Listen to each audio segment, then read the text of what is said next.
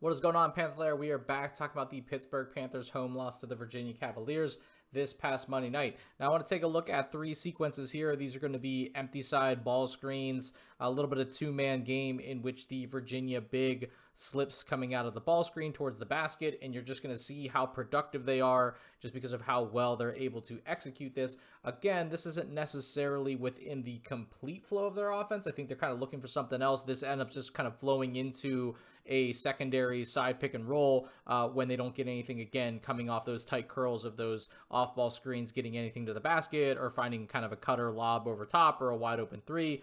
This is kind of what they'll flow into. And that, in contrast to Pitt constantly is flowing into ball screens and not generating nearly as many good looks here. So let's jump into these three sequences here. This is early in the first half, beginning of the game.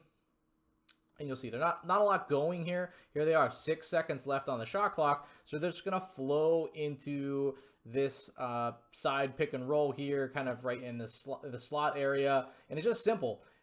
Damian Dunn does not get over the screen too well. And because of that, two go to the ball. And this player is like immediately looking for the roll man. And end up getting a foul called with 1 second on the clock. So here a little bit later in the first half, nothing really happening in terms of their offensive flow per se. So they just go and they're saying, all right, well, you're just going to kind of reject this. You're not going to circle this completely. You're just going to come back. Now, again, screen set. Jalen Lowe, he is caught on the screen. So Zach Austin has to come out. Both guys come out to close out. And then now you just have a player just kind of slip through this. And he's just going to follow the shot all the way to the basket. If Lowe had a little bit more gumption here, he probably could have just gotten his lower body into here, so this just doesn't end up as the easiest tip in the world, but that's what happens. And then here early in the second half, here's the same thing. This is actually reasonable screen navigation here by Lowe, to be honest, and a good job by Jorge Diaz-Graham to allow this space for this to happen. And they just flow into this side pick and roll. But you're going to see a very good screen. Like, this screen is actually set.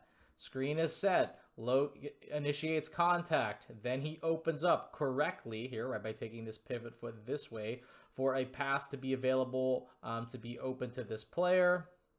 And Jorge gets stuck here having to guard the ball, and then all of a sudden it's an easy dunk. So again, it's not as if Virginia ran the most exotic things. Their players are just very well coached, and they executed in the small details. Screens were properly set. Screens were properly used. And the players were just intentional about their movement from one thing to the next. They weren't just robotic in what they were doing. And I think they did a really good job, obviously, executing their game plan.